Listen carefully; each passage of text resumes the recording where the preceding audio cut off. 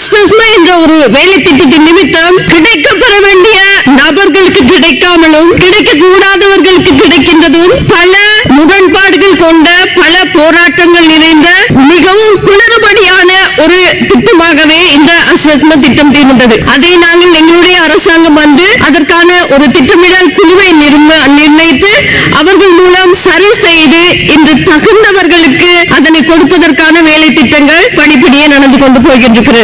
காரணம், எத்தனையோ கிடைக்கப்பெற வேண்டிய வறியவர்கள், மிகவும் வறியவர்களாக இருக்கின்றவர்கள் ஏழைகளுக்கும் கிடைக்காமல் இருக்கிறது. விசேடமாக எடுத்துக்கொண்டால் மலையக பகுதிகளிலே கட்டாயமாக கிடைக்கப்பட வேண்டியவர்களுக்கு கூட கிடைக்காத இந்த அஸ்வஸ்மையானது எங்களுடைய அரசாங்கத்தின் பின்புதான், இந்த அரசாங்கம் நாங்கள் ஆட்சிக்கு வந்ததன் பின்பாகத்தான் இந்த வேலை திட்டம் நடந்து கொண்டிருக்கிறது. இதை நாங்கள் எடுத்துக்கொண்டால் அஸ்வஸ்மா நலன்புரி வேலை திட்டமானது விசேடமாக இது வறியவர்களை கொண்டு நடத்துவதாக அல்ல, அவர்களை பலப்படுத்தி அவர்களை அந்த நிலையில் இருந்து, அந்த வறுமை கோட்டில் இருந்து வெளிக்கொண்டு வந்து அவர்களை பலப்படுத்துவதான ஒரு வேலை திட்டமாக தான் எங்களுடைய அரசாங்கத்தின் மூலம் செய்வதற்காக எதிர்பார்த்துக் கொண்டிருக்கிறோம். அதனால்தான் இதை சரி செய்து கிடைக்கப்பெற வேண்டிய நபர்களுக்கு சரியான விதத்தில் கிடைப்பதற்கான வேலை திட்டங்கள் செய்து கொண்டிருக்கிறோம். அதற்காக அந்த சபையினூடாக வேலை திட்டங்கள் நடைபெற்றுக் கொண்டிருப்பதோடு எல்லா கொடுப்பனவுகளும் விசேடமாக முதியோர் கொடுப்பனவுகளாக இருக்கட்டும், அதே போல